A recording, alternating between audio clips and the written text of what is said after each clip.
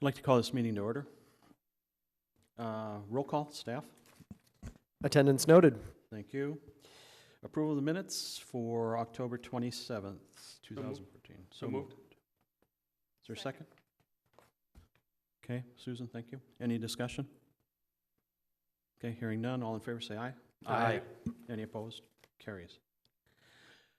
Okay, first item is an opportunity for citizens to address the commission on items not on the agenda. Not seeing anybody, we'll move on to our next item, which is a public hearing. Item number 1, the public hearing to consider an amendment to the city's zoning ordinance. The proposed ordinance would revise regulations related to drive-up service windows in the mixed-use districts. Staff. Thank you. Staff has noted and discussed with the Commission in the past some seemingly contradictory language in the regulations related to drive-through uses in the mixed-use district. This ordinance will clean up that language, and it also proposes additional standards related to new uses with drive-up or teller service. I'll just go over individually what those changes are. A minimum distance of 500 feet will be required between substantially similar uses with drive-up or teller service in order to prevent a proliferation of any one type of use in a particular area. Non-similar uses with drive-up service may not locate on property adjacent to an existing facility with drive-up service unless the applicant can demonstrate that the use will not be detrimental to pedestrian, bicycle, or vehicle movement. The maximum number of queuing lanes has been reduced from 2 to 1, and limitations on the size, location, and design of order facilities have been added. Language allowing the city to consider an additional service lane for ATMs or similar facilities has been included. Current regulations allowed drive-up service for standalone buildings. You'll remember that's some of that confusing language. The standalone buildings, so long as facilities were designed to minimize impacts to the pedestrian environment and adequately address circulation.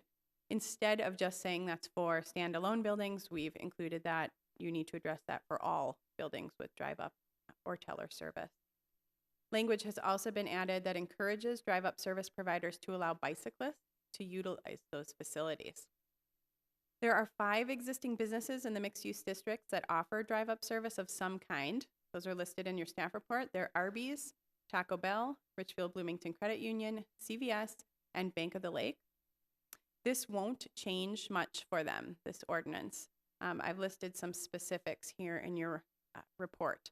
The credit union and Arby's are currently legally non-conforming. That's in terms of a number of criteria that already exist, number of queuing lanes, number of service windows, circulation issues. So they will remain legally non-conforming. There might just be a couple of additional things that they are non-conforming in regarding to. Both CVS and Taco Bell received variances related to one or more items that don't meet requirements. CVS would be made legally non-conforming now in regard to the number of service lanes because they have 2 behind the building if this ordinance is adopted. The drive-up service window for the Bank of the Lakes is and will remain in compliance with the proposed regulations. And as you all know, legally non-conforming uses can remain in place indefinitely. They can be replaced, maintained, and they can also be improved, brought closer to existing standards. These proposed regulations are intended to balance the desire for convenient service with the desire for safe and walkable mixed-use areas. That's all I have for the staff report. If you have any questions, I'd be happy to try and answer those. Any questions? Okay. Yeah. Oh, Gordon. So this only covers Lyndale to Cedar on the south side of 76th Street or 77th Street, and then Penn from 62 to just south of 66th. Correct, just the mixed-use districts. What about drive-ups in other areas of the community? Are we encouraging bicyclists there? Are we looking at the same standards? We did talk about that internally, and we thought at this point, since there are specific problems with the mixed-use district regulations and those mixed-use districts, we have particular desires to be walkable and to have those things mesh. We thought we'd start with this and then discuss if there should be just overall changes to all drive-up standards in the C2 district and our other commercial districts. Can you think of other areas in the code where we've had concerns around concentration of uses? I'm only thinking, for example, gas stations would be permitted in this zone, and they're much less pedestrian and bicyclist friendly, but there is no restriction on the number of gas stations that could show up in this space, but we're concerned about teller windows. Right. You're right, we don't have separation requirements for gas stations. We have separation requirements, I think there might be some adult uses I think that for have adult density uses, issues. perhaps for tattoos, certain other uses, but not related to vehicle movement like this. Because it does seem, I mean, I understand our overall objectives for ensuring that we have a healthy mix of business uses in a particular area, but does that seem a little bit more comp plan-y than relating to the comprehensive plan and the objectives of an area rather than trying to use drive-up window to encourage diversity of uses? I was just struck in reading it that it did seem like isolating drive-up window doesn't ensure a variety of uses. It just ensures a meager presence of restaurants. It could also, it's not just, sure, I'll give you that point. I'm only, because, 500 feet, which is a little over 2 short city blocks, no more than any 2 restaurants or any 2 banks, but I don't see a massive influx of banks along the 494 corridor. And I'm only anticipating potential future redevelopment as the underpass goes through, because just north of the road wouldn't be necessarily that same restriction, because that's commercial along the Cedar corridor. In parts of it, it is office and multifamily. It depends Yeah, on where you're the going, brown though. part, if we think in the colors that show up The on brown the part map. is multifamily. The red parts and blue parts. Yeah.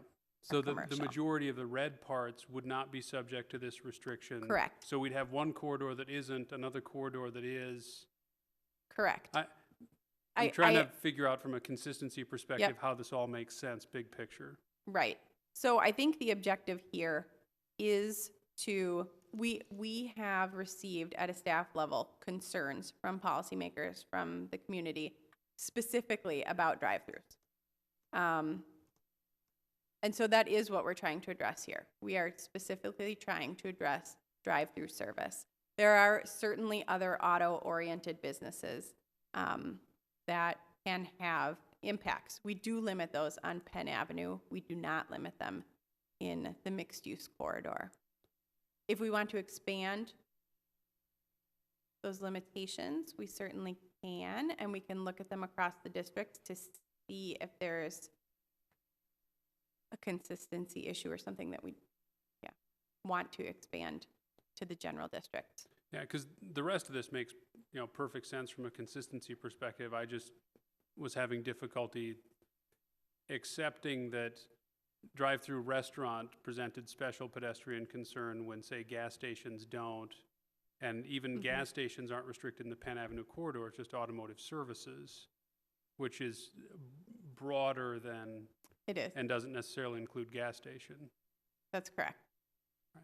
I will say that feedback from the community is that we don't have enough gas stations.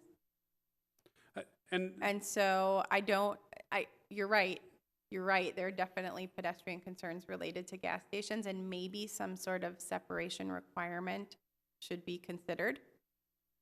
But I don't think that we have received the same pushback about gas stations as we have about frankly fast food related uses. All right. Okay.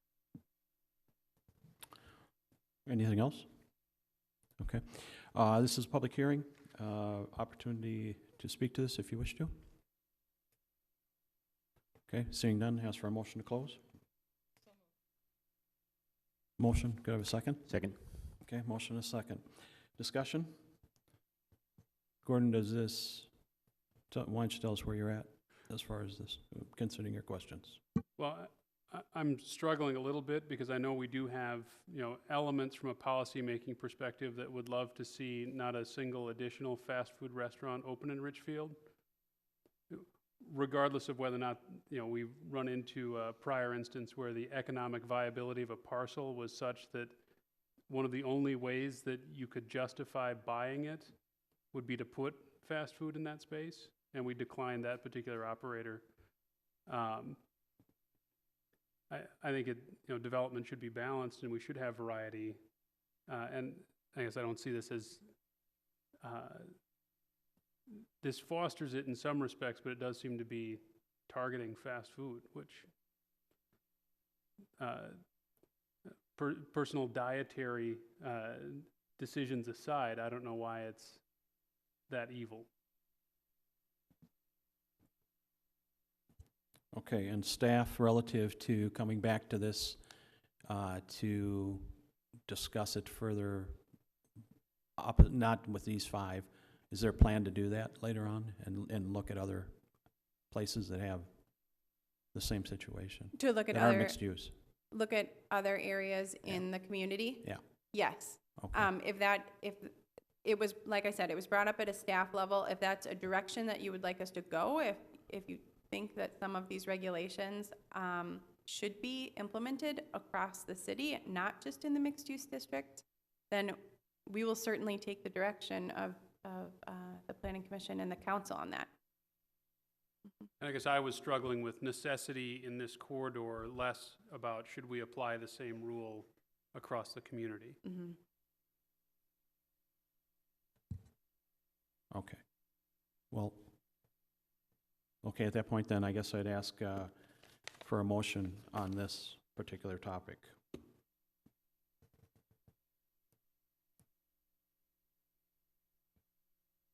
Is there one?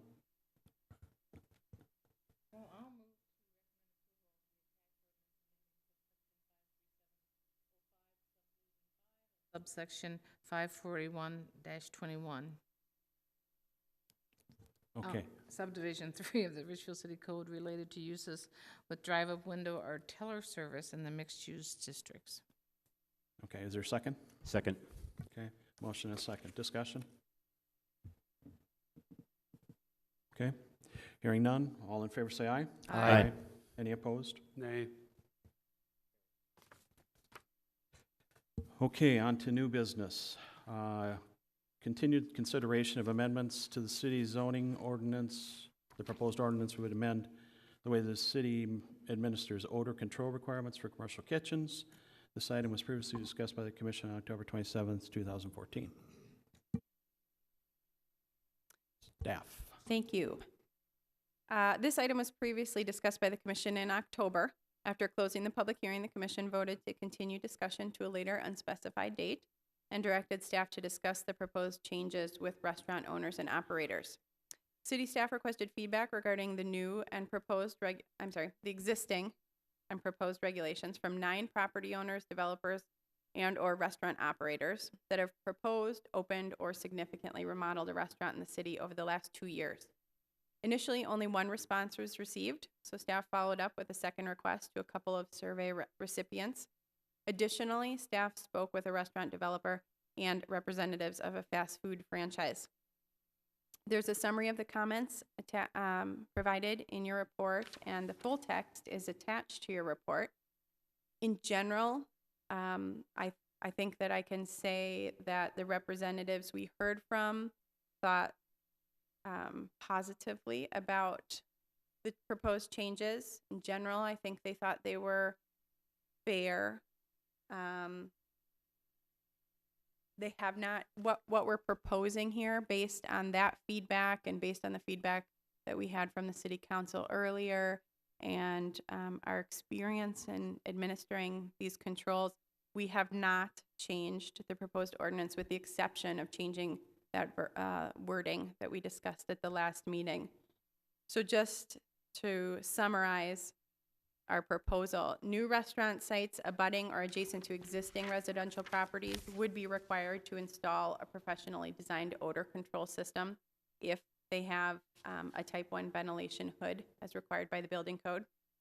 new restaurant sites that abut future residential development, and pre-existing restaurant sites which are augmenting cooking equipment or intensifying odor emissions and are adjacent to existing residential would be required to provide plans for a professionally designed system and a statement by a structural engineer that the building design could accommodate that system, but they would not be required to install the system unless odor complaints were received and staff could determine that an odor control system would be required. Additionally, there's an administrative exemption.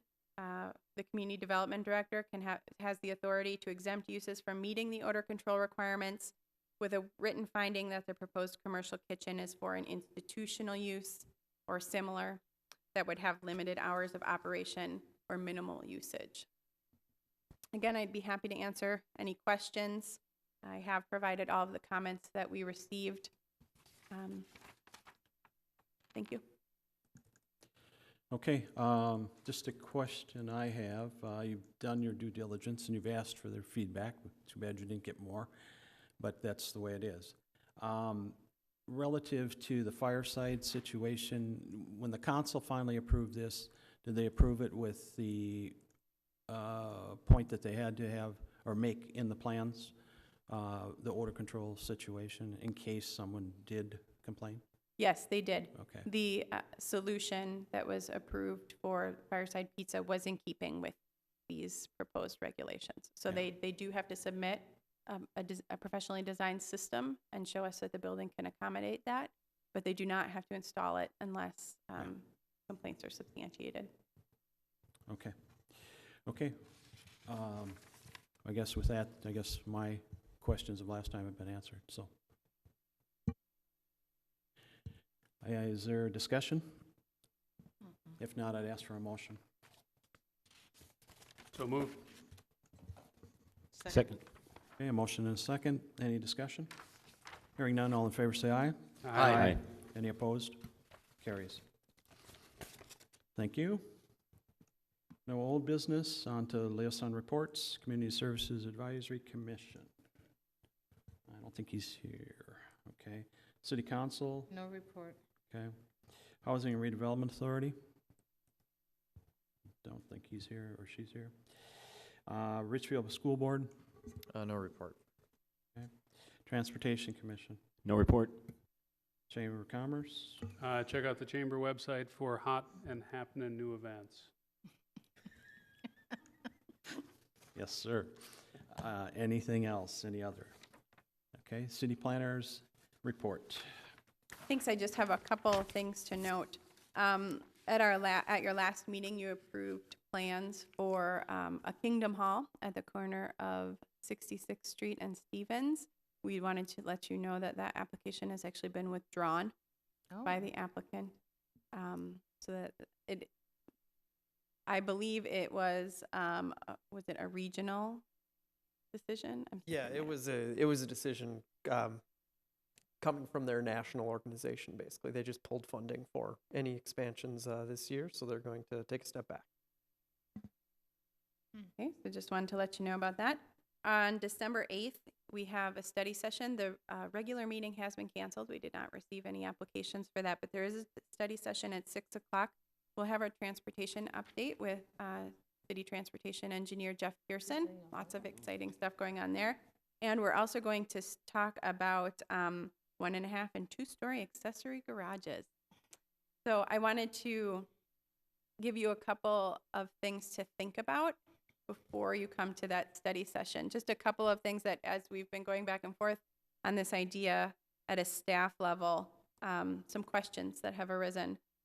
First of all, let's think, or if you could think about accessory dwelling units and whether or not, when you're considering allowing larger accessory structures, whether you would want to allow them to be accessory dwelling units as a part of that, or if you'd want to specifically prohibit something like that. Think specifically about height. You know, does 1.5 stories seem right? Would we want to go as far as 2 stories? Setbacks.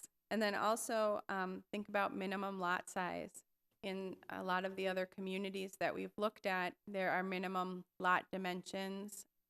And is that something that we would be concerned about here? And is there some, is there some tipping point where 1.5 is allowed on this size lot? You can go bigger on a larger lot. So just some things to noodle over a little bit before we get to this discussion, so we can hopefully come out of that meeting with enough direction for staff to start drafting the ordinance. And that's it. How long do you anticipate the meeting would last? About an hour.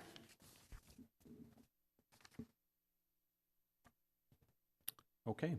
Anything else? Hearing none, ask for a motion to adjourn. So moved. Second. All in favor, say aye. Aye. Thank you.